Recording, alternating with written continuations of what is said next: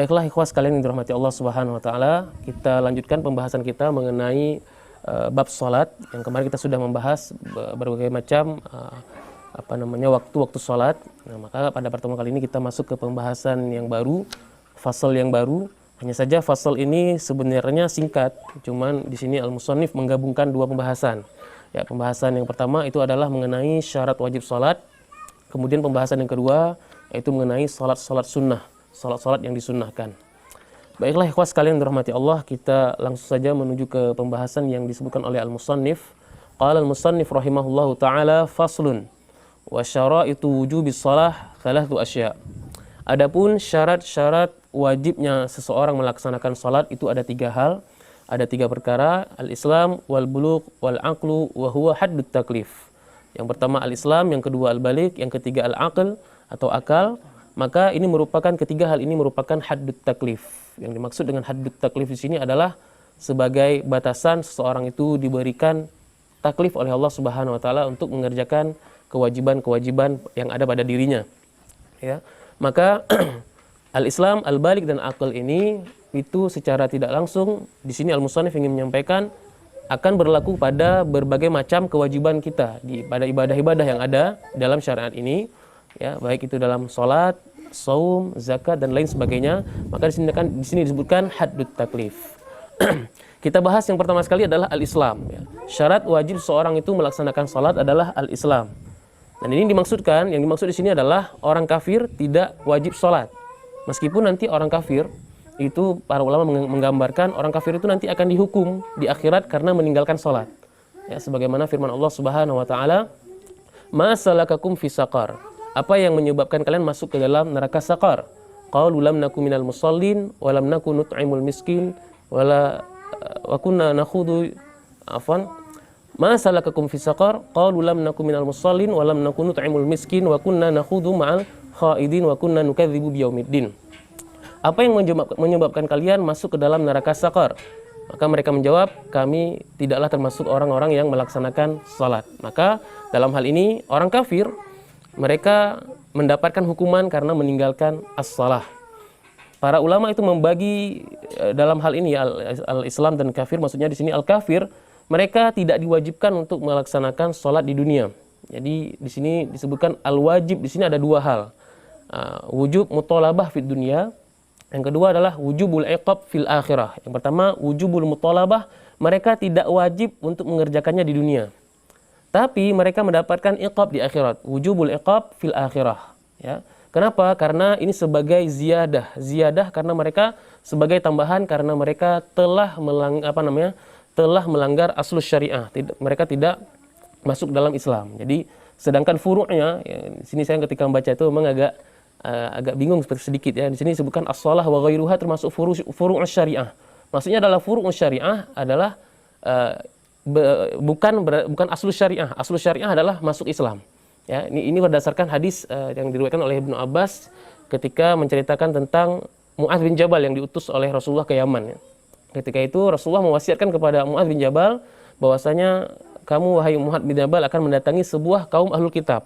Kaum ahlul kitab di sini, maka ajarilah mereka pertama sekali adalah at-tauhid. Setelah mereka mengikuti apa yang kamu sampaikan mengenai tauhid, bertauhid kepada Allah Subhanahu wa taala, maka barulah kemudian fa'alimhum annallah qad iftarada 'alaikum as-shalah fi kulli yaumin khamsu salawat fi kulli yaumin wa lailah. Maka sampaikanlah ke mereka, ajarkanlah kepada mereka bahwasanya Allah Subhanahu wa taala mewajibkan kepada mereka untuk melaksanakan salat sehari semalam 5 waktu. Jadi pertama yang diajarkan adalah aslus syariah, yaitu adalah bersyahadat kepada Allah Subhanahu wa taala, bertauhid, itu namanya aslus syariah. Mereka masuk Islam terlebih dahulu, kemudian baru diajarkan furu'un syariah, yaitu salat dan lainnya. Maka orang-orang kafir itu mereka tidak wajib melaksanakan sholat. Karena apa? Karena memang mereka tidak diwajibkan wujubul muthalabah fid dunia. Mereka tidak diminta untuk melaksanakannya di dunia. Hanya saja mereka berhak mendapatkan iqab di akhirat. Mengapa? Sebagai bentuk karena mereka telah melanggar aslus syariah, dan tambahannya adalah mereka melanggar juga furu'us syariah. Wallahu taala a'lam. Maka di sini syarat wajib sholat yang pertama adalah al-Islam. Ya, al-Islam.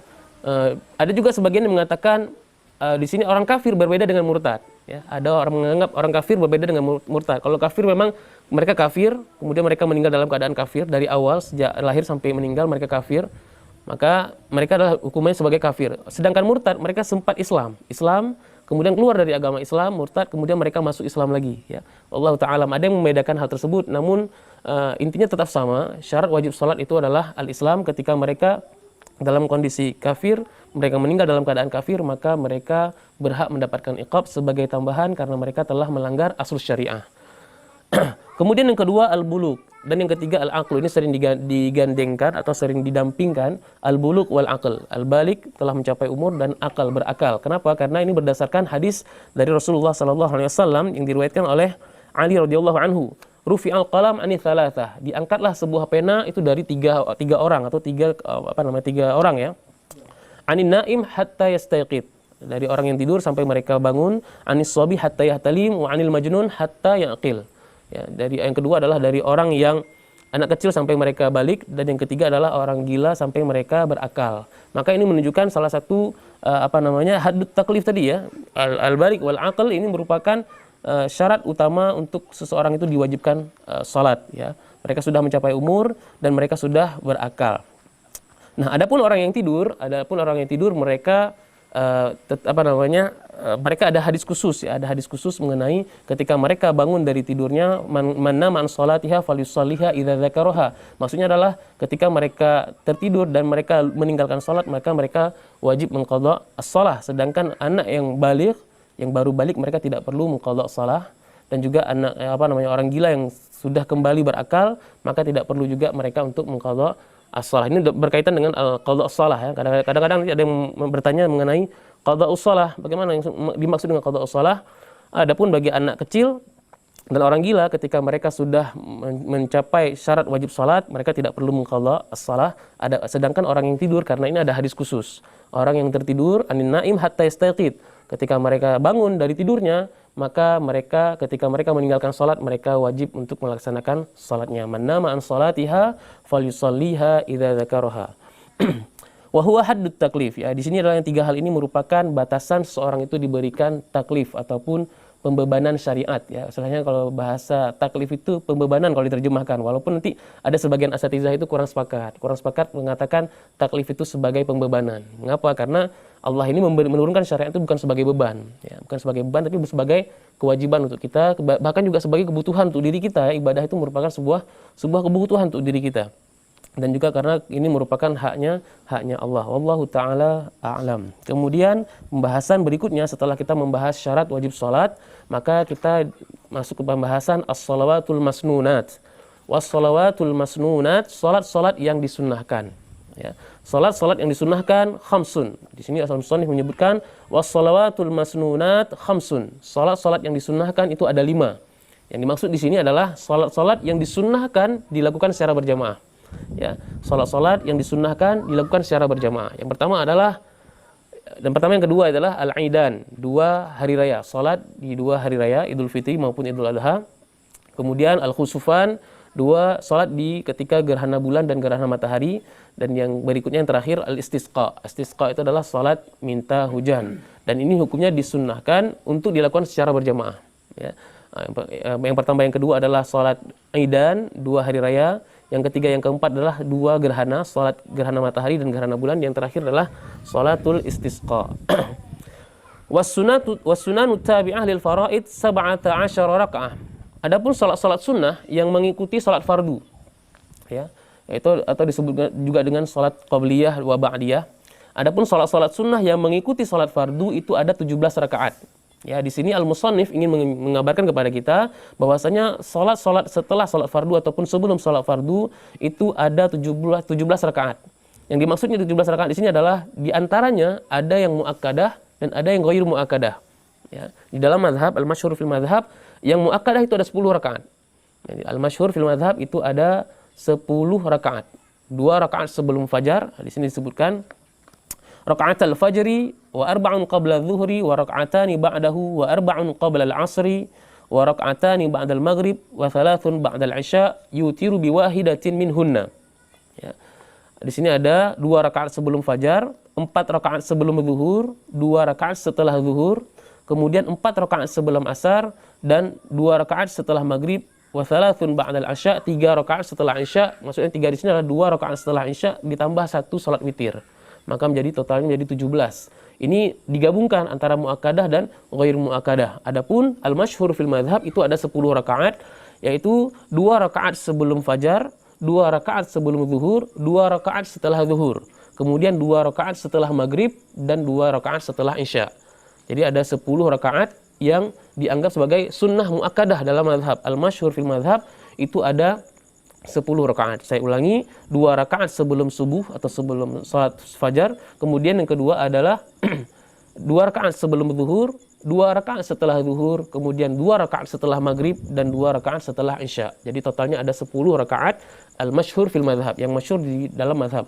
Namun juga di dalam madhab Syafi'i itu juga ada pendapat yang lain mengatakan yang muakkadah itu ada 12, ditambahkan 4 rakaat sebelum zuhur. Jadi rakaat salat zuhur sebelumnya dilakukan 4 rakaat. Jadi kita totalkan 2 rakaat salat sebelum salat subuh, 4 rakaat sebelum salat zuhur, 2 rakaat setelah salat zuhur, kemudian 2 rakaat setelah maghrib, dan 2 rakaat setelah salat isya. Nah, ini merupakan salat sunnah yang mengikuti salat fardu dan dihukumi sebagai sunnah muakkadah yang sangat-sangat ditekankan. Nah, adapun yang lainnya merupakan 2 rakaat yang mengikuti salat fardu yang lainnya itu merupakan sunnah yang ghair muakkadah, dan juga berdasarkan hadis yang lain, seperti misalkan dalam sebuah kesempatan Rasulullah SAW bersabda, bainal adzanaini shalah, di antara 2 azan itu adalah salat, maksudnya adalah sebelum salat ya. Bainal adzan maksudnya azan dan iqamah, sebelum itu dilaksanakan 2 rakaat, maka ini termasuk juga sunnah yang ghair muakkadah. Wallahu taala a'lam. Dan ini juga tidak menyelisihi hadis dari Aisyah, yang mana Aisyah juga menceritakan berbagai riwayat mengenai salat-salat rawatib ataupun salat-salat qabliyah dan ba'diyah itu sekitar 12 rakaat. Wallahu taala a'lam.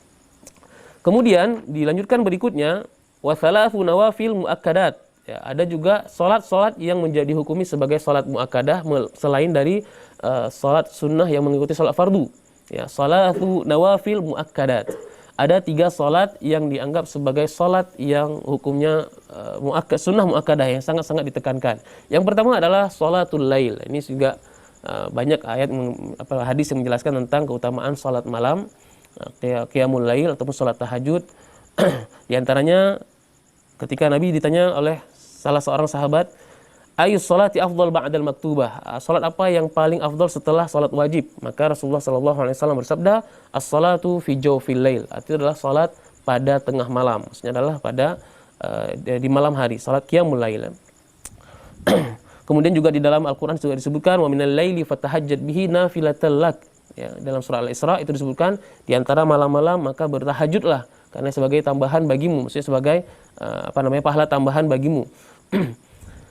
Itu yang pertama adalah salatul lail. Kemudian yang kedua salatul duha. Salatul duha itu dilaksanakan, Rasulullah melaksanakannya dalam 2 rakaat sampai 8 rakaat. Jadi ada yang 2 rakaat, ada yang paling maksimal adalah 8 rakaat. Ini sebagaimana yang diriwayatkan dalam beberapa al-ahadis mengenai salat duha, dan salat duha ini merupakan salah satu wasiat Rasulullah kepada Abu Hurairah ya, untuk agar tidak ditinggalkan. Dalam sebuah hadis disebutkan, Rawahul Bukhari wa Muslim an Abi Hurairah radhiyallahu anhu qala awsani khalili bi thalath. Ya, kekasihku itu Rasulullah sallallahu alaihi wasallam mewasiatkan kepadaku dengan 3 hal. Siyamu thalathatu ayyam min kulli syahr, yaitu adalah berpuasa 3 hari setiap bulannya, atau yang lebih dikenal dengan puasa ayyamul bid ya, ayyamul bid ya, 13, 14, 15 setiap bulannya. Kemudian wa raka'atai duha, dan 2 rakaat salat duha. Kemudian wa an utira qabla an anam usallil witra. Ya, maksudnya adalah di sini Abu Hurairah diwasiatkan untuk melaksanakan 2 rakaat salat duha dan melaksanakan witir sebelum tidur. Ya, melaksanakan witir sebelum tidur. Ini merupakan 3 wasiat Rasulullah SAW kepada sahabat Abu Hurairah radhiyallahu anhu. Kemudian yang terakhir wassalatut tarawih, yang kemudian salat yang sangat disunnahkan dan hukumnya sunnah muakkadah itu adalah salatut tarawih. Salatut tarawih ini banyak sekali riwayat hadis-hadis yang meriwayatkan mengenai jumlah rakaatnya. Ada yang mengatakan 8, ada yang mengatakan 20 ya. 8 diwitir dengan 3 menjadi 11, ada juga yang 10 diwitirkan dengan 3 menjadi 13, kemudian ada juga yang riwayat 20 rakaat. Maka banyak riwayat-riwayat yang terutama pada masa Umar bin Khattab itu meriwayatkan tentang hadis ya salat tarawih, maka semuanya hadis ini bisa diterima, bisa diamalkan, maka untuk menggabungkan keseluruhan hadis ini dibolehkan. Itu memungkinkan ya, boleh melaksanakan 8, boleh melaksanakan 10. Maka kalau memang sudah bisa digabungkan antara beberapa riwayat mengenai salat tarawih, maka tidak perlu ada lagi yang namanya tarjih. Tidak perlu ada yang namanya tarjih. Kenapa? Karena kalau kita mentarjih sebuah kaul, sebuah pendapat ataupun sebuah hadis, maka itu akan berlaku yang lainnya menjadi marjuf. Ya, maka untuk menggabungkan, kalau sudah bisa digabungkan, maka kita gabungkan saja. Jika kita mau sholat 8 ya silahkan, mau sholat 20 rakaat ya silahkan. Tidak perlu kita harus memperpanjang khilaf antara jumlah rakaat sholat tarawih, sehingga menjadi perdebatan yang tidak ada habisnya. Kalau salah satu kata Ustadz muda di Banda Aceh mengatakan seakan-akan orang Aceh ini nggak habis belajar masalah jumlah salat tarawih, jumlah rakaat salat tarawih. Maka kalau kita bisa menggabungkan kedua riwayat tersebut, maka ya nggak masalah, itu juga masih dibolehkan dan bisa memungkinkan ya. Adapun yang lebih afdol adalah sebagaimana juga dalam riwayat dari masa Umar bin Khattab, bahwasanya yang lebih afdol adalah melaksanakan sholat 8 rakaat dengan memperpanjang bacaannya, atau 20 rakaat dengan mempersingkat bacaannya. Maka itu dibolehkan. Namun yang lebih afdal adalah melaksanakan 8 rakaat dengan memperpanjang qiraah sebagaimana yang sabit dari Rasulullah sallallahu alaihi wasallam. Allahu taala alam. Adapun bagi sebagian orang yang melaksanakan mungkin salat tarawih 4 rakaat, ini mungkin kurang tepat ya, melaksanakan salat rakaat 4 rakaat. Melihat dari hadis dari Aisyah bahwasanya Rasulullah melaksanakan 4 rakaat kemudian istirahat sebentar, kemudian melaksanakan 4 rakaat lagi. Nah, yang dimaksud di sini adalah 4 rakaat tapi bukan 1 kali salam. Ya, kenapa? Karena yang namanya salat malam itu adalah salatul lail masna. Salat malam itu 2 rakaat. Jadi tidak ada mungkin kurang tepat jika dikatakan salat tarawih itu adalah 4 rakaat sekali salam. Maka yang dibenarkan adalah 2 kali salam, 4 rakaat kemudian istirahat. Kenapa? Karena memang kalau kita melihat asal kata dari tarawih itu berasal dari kata tarwih. Tarwih itu rohah, rehat ataupun istirahat. Maka 4 rakaat rehat sejenak, kemudian kita laksanakan lagi 4 rakaat. Jika ingin mengambil 8 rakaat, jika ingin mengambil 20 silahkan. Maka alangkah baiknya jika kita mengambil 8 memperpanjang bacaan, jika mengambil 20 rakaat maka memperringan bacaan. Demikian kira-kira pembahasan fikih kita pada pertemuan malam ini, insyaallah. Mudah-mudahan yang sedikit ini bisa bermanfaat bagi kita semua dan bisa kita mengamalkan apa yang sudah kita ketahui bersama. Allahu ta'ala alam. Kita tutup dengan doa kafaratul majelis. Subhanakallahumma wa bihamdika asyhadu an la ilaha illa anta astaghfiruka wa atubu ilaik. Assalamualaikum warahmatullahi wabarakatuh.